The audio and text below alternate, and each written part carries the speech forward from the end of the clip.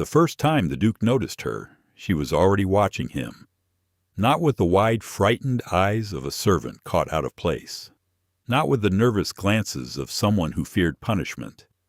She watched him the way a scholar watches an unsolved theorem, steady, patient, as though she had already worked out the answer and was simply waiting for him to catch up. He was Duke Alaric Thornvale, Lord of the Thornvale estate, master of 40,000 acres of cold northern land, commander of men who trembled at the mention of his name. They called him the Silent Duke, not because he rarely spoke, though he rarely did, but because when he entered a room, the silence followed him in. It wrapped around every corner, pressed against every chest, and reminded everyone present that words were dangerous things, best left unspoken in his presence. He was not cruel. That was the strange thing people never quite understood. He was not brutal, not violent, not the kind of nobleman who struck servants for breathing too loudly. He was simply watching, always watching. And somehow that was worse. In 15 years of ruling his estate, no one had ever watched him back. Until her. Her name, he was told, was Elowen Virelle.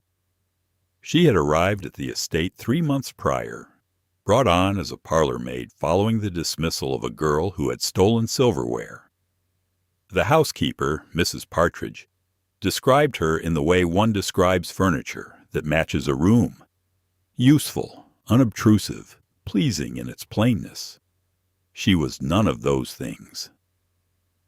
Alaric noticed her first on a Tuesday morning in October, during the inspection of the East Corridor, a weekly ritual he conducted not because the servants could not manage without him, but because movement was the only thing that quieted the noise inside his own mind. He walked slowly, hands clasped behind his back, eyes moving across every surface. Dust on the windowsill, a slightly crooked painting, a vase of wildflowers placed precisely where no instruction had told anyone to place them, and yet somehow occupying exactly the right space in exactly the right light. He stopped. She was at the far end of the corridor, a cloth in her hand, her back partially to him. She was cleaning a mirror methodically, without hurry. But when he stopped, she stopped too, as if she had felt the change in the air before his footstep even slowed. She did not turn around. He watched her for a moment. Then he moved on. But he thought about it for the rest of the day. The estate ran according to rhythms older than anyone currently living in it. Meals at fixed hours, correspondence at 8 in the morning, evening reading by firelight alone, always alone. Alaric had structured his life like a military campaign, efficient, disciplined, and without the clutter of unnecessary human contact. He had a secretary named Pollard, a meticulous little man who handled correspondence with the nervous energy of someone who believed every letter might be his last. He had a groundskeeper named Greer, taciturn and capable. He had a cook, 2 footmen, 4 maids, and Mrs. Partridge, who ran the household like a very efficient clockwork mechanism and spoke to Alaric with precisely the right mixture of deference and usefulness. None of them made him uneasy. Elowen Virelle made him uneasy. It was the small things at first. The kind of things a man of his particular observational habits could not help but notice. She never spoke unless spoken to. That much was correct for a servant. But most servants who stayed silent did so out of fear, and their silence had a specific texture to it.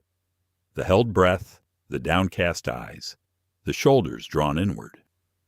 Her silence was different. It was the silence of someone who had considered speaking and chosen not to. There was a decision in it, a preference. She moved through the house as though she knew it, not in the way that long-employed staff know a house, through routine and repetition, but in the way that a reader knows a book they have studied carefully. She anticipated. She arrived in rooms before she was needed, arranged things before they were requested, was present in corridors at precisely the moments when corridors needed to be present. Once, Alaric watched her set the fire in his study before any instruction had been given, on a day when he himself had only decided to use that room 10 minutes prior. A change in his usual schedule prompted by a headache that made the morning light in the west room unbearable. No one had told her. When he asked Mrs. Partridge about it later, framing the question as casually as he could manage, which was not very casually at all, the housekeeper simply said, "Oh, Virelle has a sense for these things, Your Grace. Very attentive girl." Attentive. It was not the word he would have chosen. The moment that ended Act One happened on a night in late October, during a dinner Alaric held for two visiting lordsmen he despised, but maintained relations with out of political necessity. The evening was, as such evenings always were, a performance of mutual flattery and deliberate misdirection. Conducted over 5 courses and 2 bottles of a Burgundy he had been saving for an occasion that turned out to be as tedious as every other. Elowen was serving. She moved around the table with the quiet precision that was becoming her signature in his mind, filling glasses, clearing plates, present without being visible. Lord Ashby, a man of considerable appetite and limited self-awareness, was in the middle of what he believed was a cutting remark about the northern trade routes, a subject on which he held strong opinions and very little accurate information, when he reached for his wine and found the glass had already been refilled, though he had not seen the movement that filled it. He glanced at Elowen. She had already turned away. Later, when the guests had gone and the table was being cleared, Alaric stood at the window with his own glass and watched her work in the reflection of the dark glass. The other servants moved around each other with the slightly awkward choreography of people who are tired and trying not to show it. Elowen did not bump into anyone. She never occupied space that was about to be needed. She moved as though she had already mapped the next 30 seconds. He turned around. She was looking at him. Not for long, half a breath, perhaps less. Then her eyes dropped to the candlestick she was holding, and she moved toward the door, and it was over.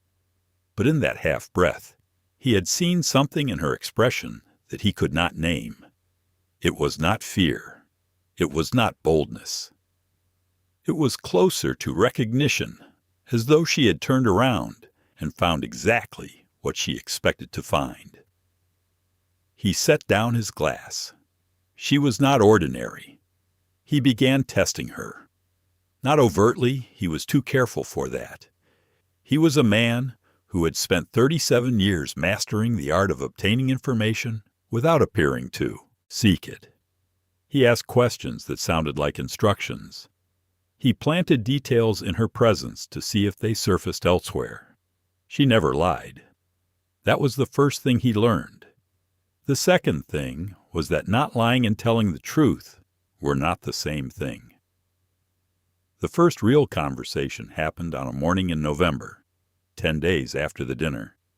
He had arranged to be in the library at a time when he knew she would be dusting. He had studied the household schedule for the first time in years to arrange this, a fact he found faintly ridiculous and kept returning to with something that might have been irritation. She was at the far shelves when he entered, reaching for a volume on the upper row with a small step stool. He waited until she had come down before speaking. "Alaric, you have been here 3 months. Elowen: Yes, Your Grace. Alaric: Do you find the position satisfactory? A pause. Not the pause of someone searching for the right answer, but of someone measuring how much of the right answer to give. Elowen: The work suits me, Your Grace. Alaric: That is not what I asked. Another pause, shorter this time. She met his eyes briefly, then let her gaze settle somewhere just past his shoulder, not evasive, but deliberate. Elowen: I find the estate interesting. Alaric: Interesting. Elowen: Most positions are not. He studied her. She was still holding the duster. She was not fidgeting with it. Most people, when he studied them this way, did something, shifted, straightened, smiled too widely. She did nothing. She simply waited. Alaric: what do you find interesting about it? Elowen: the library, primarily. The East Wing Portrait Gallery. The way the household adjusts to the requirements of a man who prefers patterns over people.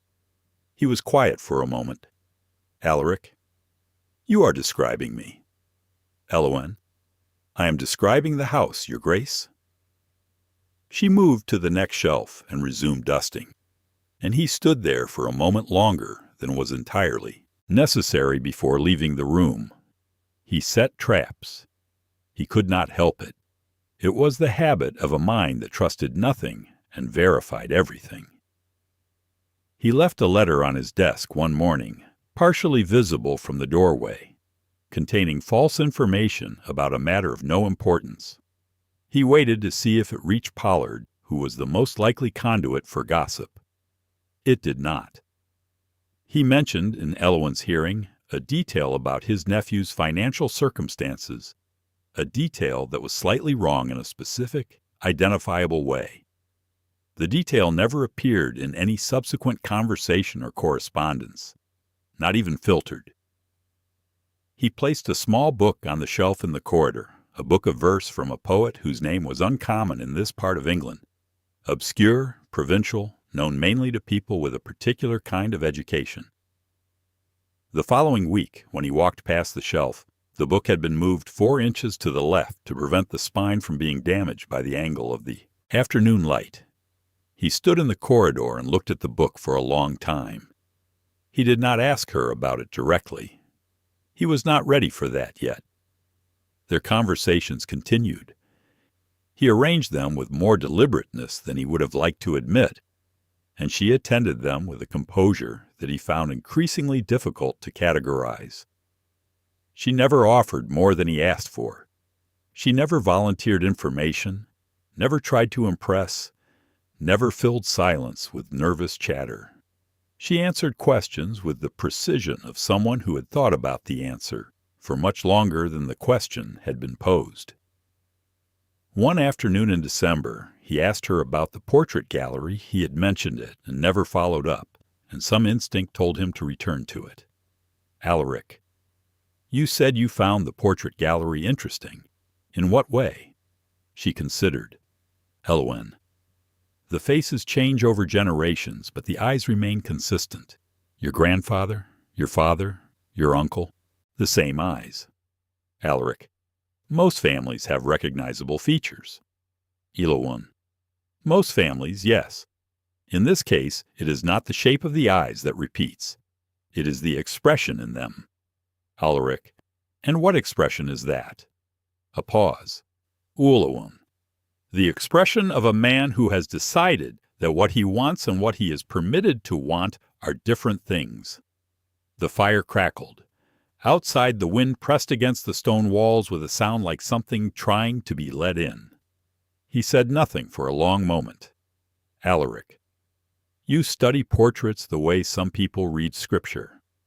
Elowen: I study them the way people read faces. Portraits simply stay still long enough to be properly read. Alaric: and mine? Is mine in that gallery, in your estimation? She did not look at the portrait on the wall. She looked at him. Elowen: yours is the most recent, Your Grace. The expression is newer, still forming. He dismissed her shortly after that. But he did not go back to his work. He sat for a long time in the silence of the room and thought about expressions that were still forming and what they might eventually become. By the end of December, the power still belonged to him. He was the Duke. She was a servant. This was the structure of the world, and he had no intention of disturbing it.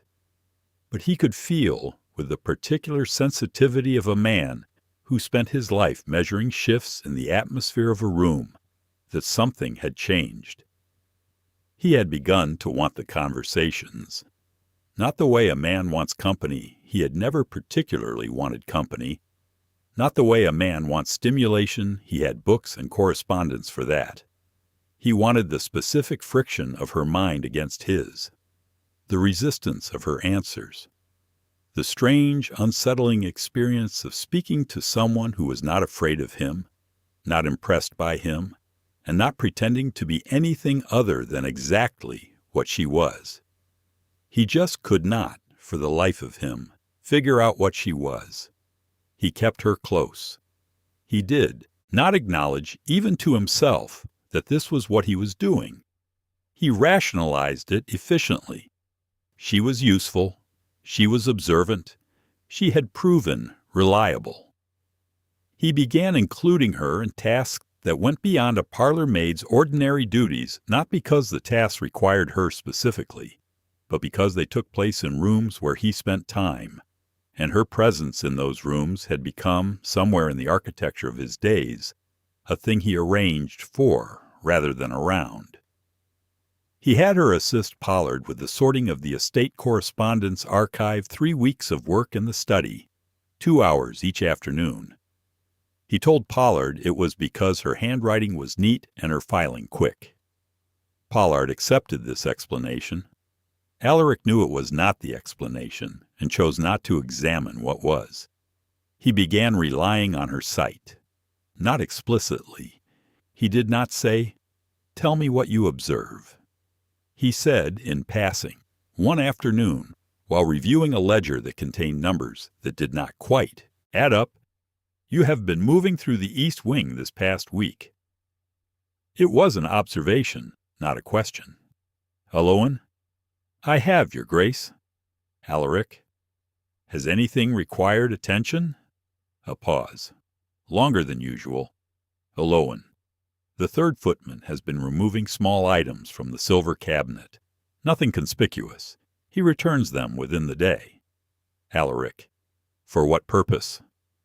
Elowen: "I believe he has a debt. Someone is pressuring him. The items are being shown, not sold." Alaric looked up from the ledger. Alaric: "You have been watching him." Elowen: "I watch everyone, Your Grace. I assumed that was why you mentioned the East Wing." He had not told her why he mentioned the East Wing. He had not mentioned it with any particular intention. But she had understood the question he had not known he was asking, and answered it. The footman was quietly reassigned.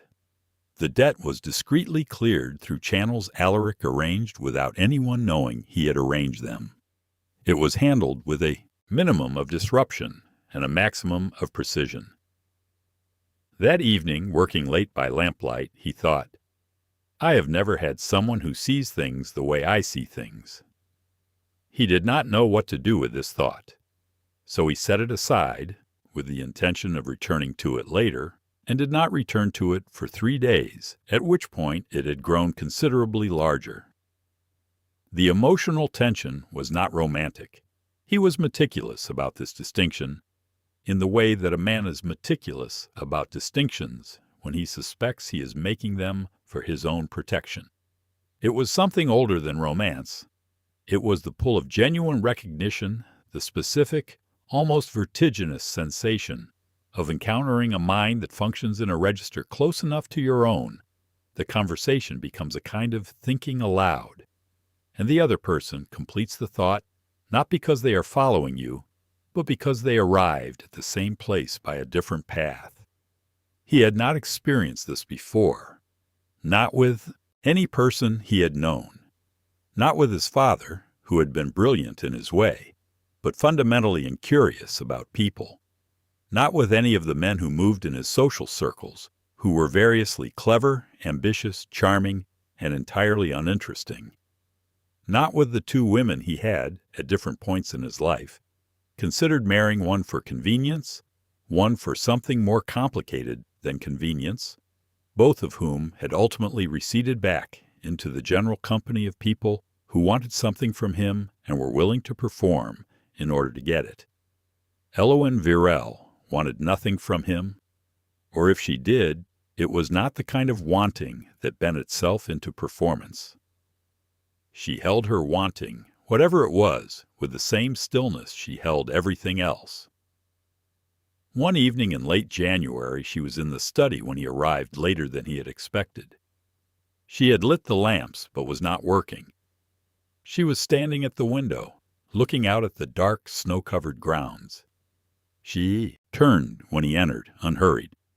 Alaric: "You are not working." Elowen: "No, Your Grace."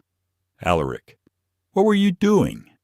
She considered the question with the same seriousness she gave all of his questions.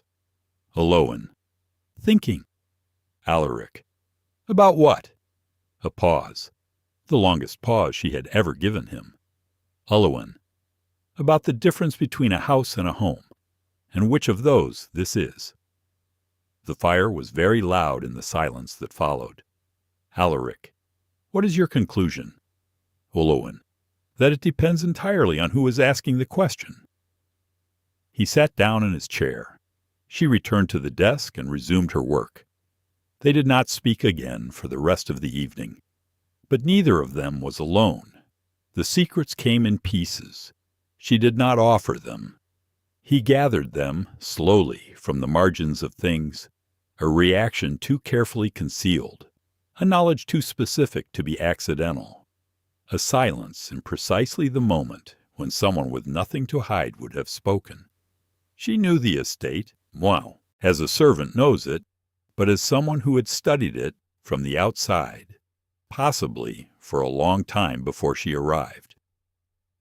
She knew the layout of the South Tower before she had any reason to have been there.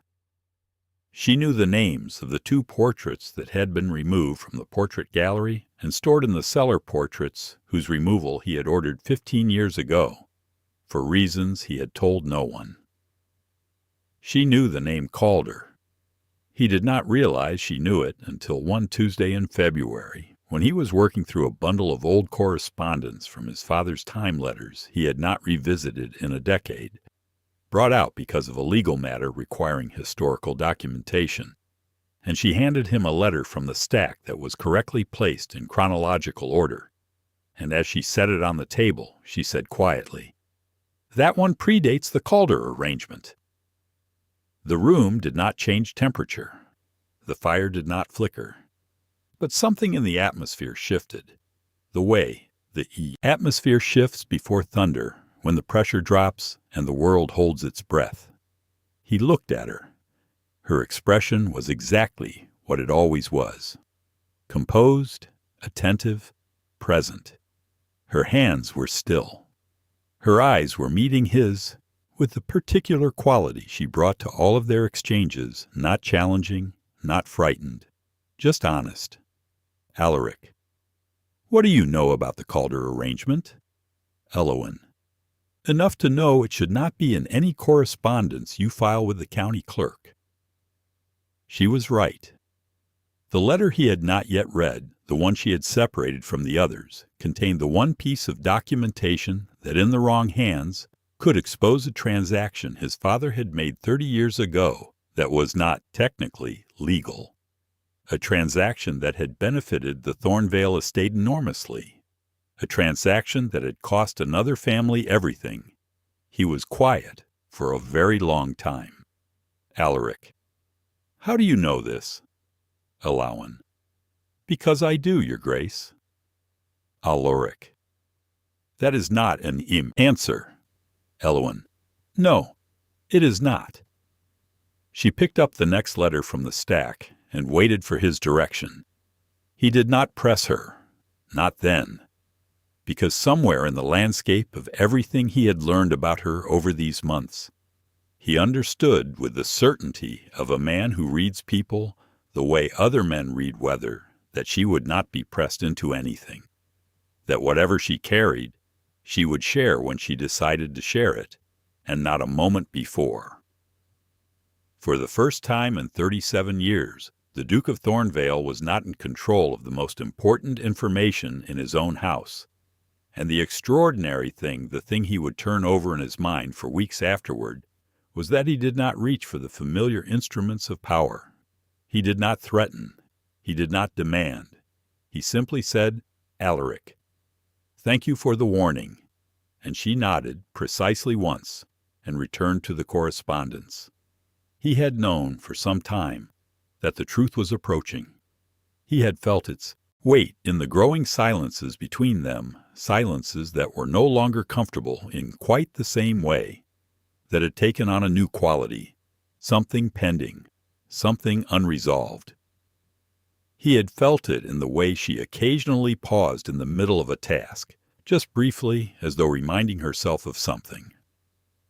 He had felt it in the way she sometimes looked at the portrait gallery when she thought he wasn't watching, not with the analytical gaze she turned on everything else, but with something that might, in another person, have been called grief.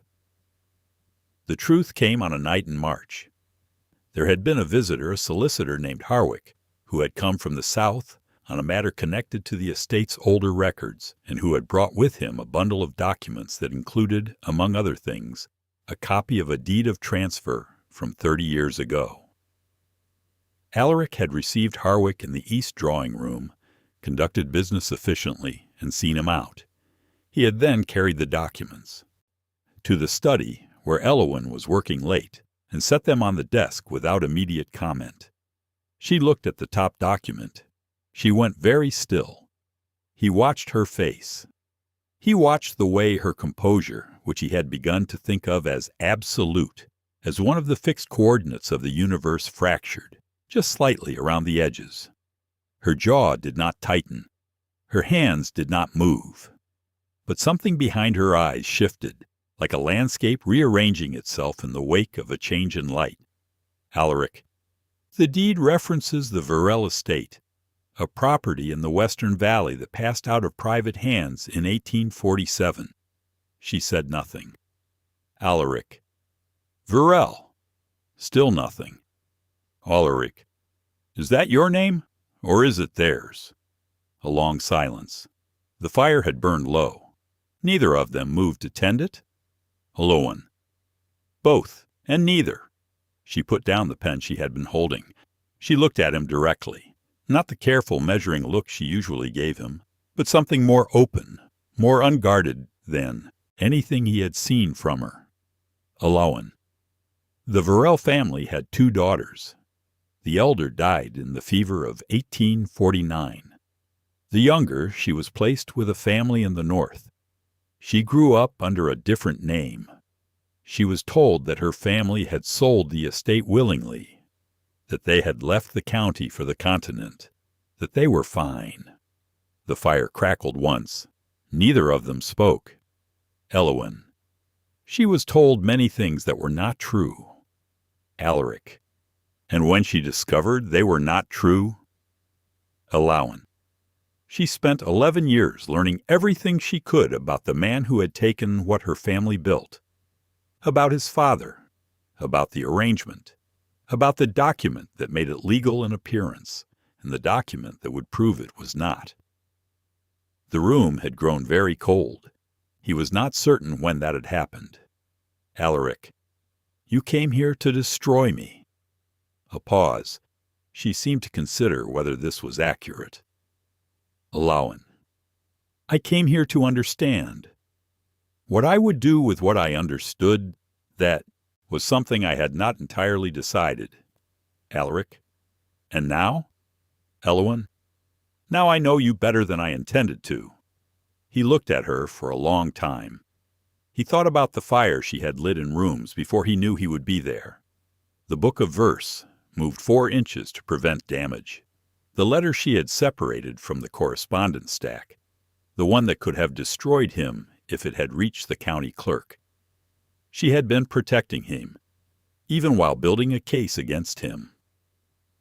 She had found him guilty, arrived to execute judgment, and somewhere in the process had become the only person in 15 years who could stand in his silence without flinching. Alaric, why did you warn me about the letter? She was quiet for a long time. Elowen, because what your father did is not what you are.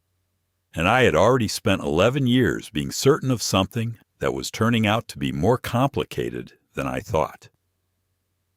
She showed him the document the following morning. It was a single page written in a hand he recognized as his father's, a notarized copy of a private agreement that confirmed what Harwick's deed had only implied. The Virelle estate had not been sold.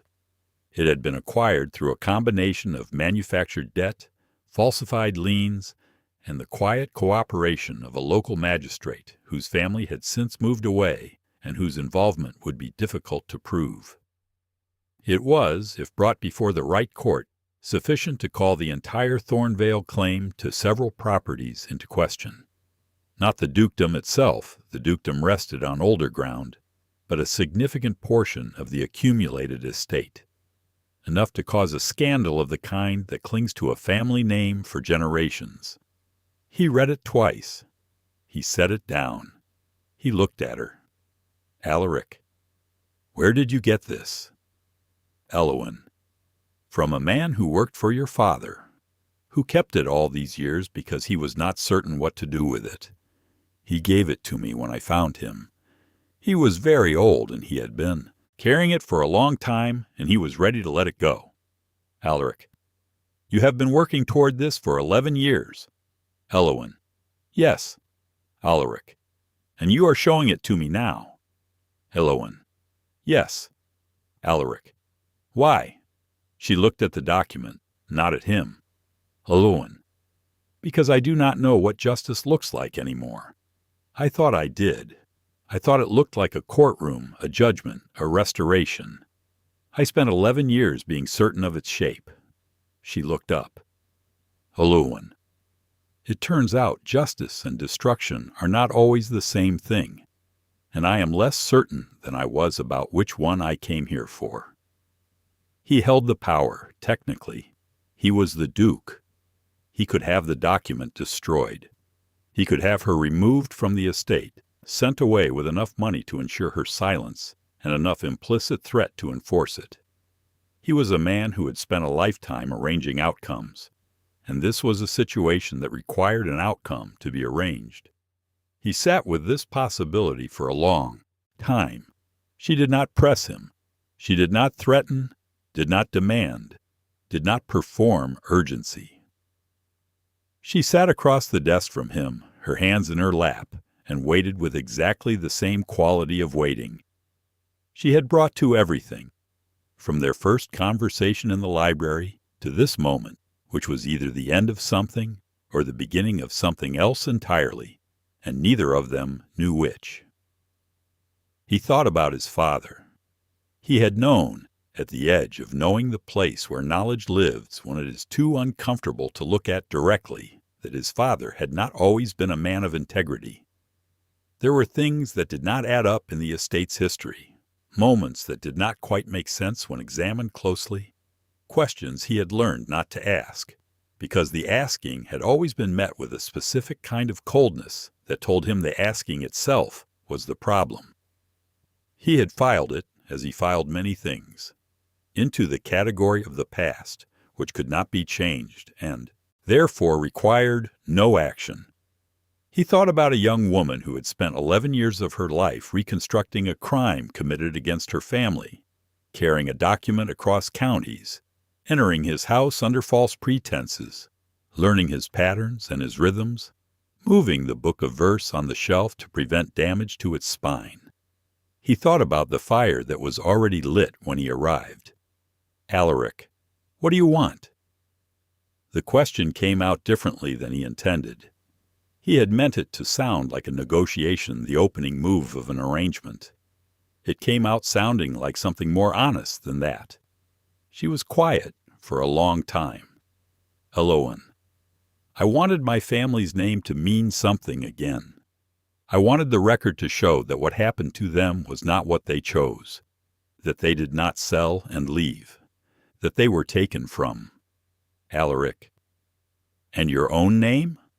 Elowen, my name is Elowen Virelle, the last of that family. There is no estate to recover. There is no fortune to restore.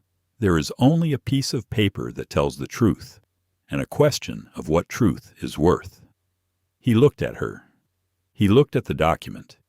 He thought about what it would mean to destroy it, not just the legal protection it would afford him, but the erasure it would represent. His father's act covered once more. The Virelle family unmemorialized again. He thought about the eyes in the portrait gallery as she had described them. The expression of a man who has decided that what he wants and what he is permitted to want are different things. He thought about his own portrait, the most recent, still forming. Alaric. I will not destroy it. She went still. Alaric. I will not use it against you, and I will not destroy it, and I will not pretend it does not exist. Those are the things I can say with certainty. Elowen. And beyond those? Alaric. Beyond those, I need time, which is, I am aware, something you have already given more of than you should have had to. A long silence. Elowen. What would you do with time? Alaric. Think about what restitution looks like, what it is possible to give back, what it is possible to acknowledge without destroying what other people have built on ground they did not know was unsteady. She was watching him with the expression she had given him on the very first night, at the dinner table, not the half-breath of recognition, but something fuller than that, something that had taken months to develop into what it was now. Elowen. You are asking me to trust you. Alaric. I am asking you to give me the opportunity to be trustworthy, which I recognize is not the same thing. She looked at the document. The fire was burning low again. Outside, the snow that had fallen all winter was beginning, almost imperceptibly, to retreat. Somewhere on the moors, something was thawing. Elowen. I will stay. He nodded. She nodded. Neither of them said anything else. There was nothing else yet that could be said. But the silence between them was different from what it had been at the beginning, when it was the silence of a man who controlled everything and a woman who was watching him from the shadows. It was something more equal than that, more exposed, more honest. It was the silence of two people who had seen each other clearly and had not looked away. He found her there before breakfast, standing before the most recent portrait, his own, with her hands clasped behind her back, her head slightly tilted, in the posture of someone doing exactly what she had described, reading a face that was still enough to be read. He stood in the doorway for a moment, watching her watch the painting. She knew he was there. She always knew. He walked to stand beside her. They looked at the portrait together for a while, the painted version of himself, rendered in the formal pose of a man of authority, the familiar guarded expression fixed in oil and pigment. The artist had been skilled. The eyes were accurate. Alaric. What? Do you see? A long pause. Elowen. A man who is afraid of what he might become if he lets himself become it. He was quiet for a moment. Alaric. And what do you see now? She turned to look at him, not at the painting, at him. Elowen. The same man, beginning to be afraid in a different direction. He looked back at the portrait. Outside, through the long gallery windows, the morning light was changing the particular quality of light that arrives in the first days of a season's turning, when the world cannot quite decide what it is becoming. It was not a resolution. It was not a reconciliation, or a redemption, or a love story with the expected shape. It was, perhaps, a beginning. The kind of beginning that only becomes visible in retrospect, when you look back at the moment and realize it was the moment when everything was, at last, honestly named. The document was locked in the estate's strongbox. The key was with the Duke. The knowledge was with them both. The truth, long buried, lay in the light. What would be built on that truth, whether it was justice or sacrifice, or something neither of them had words for yet, that remained to be seen. The silence in the portrait gallery was the quietest it had ever been. And for the first time, neither of them had put it there.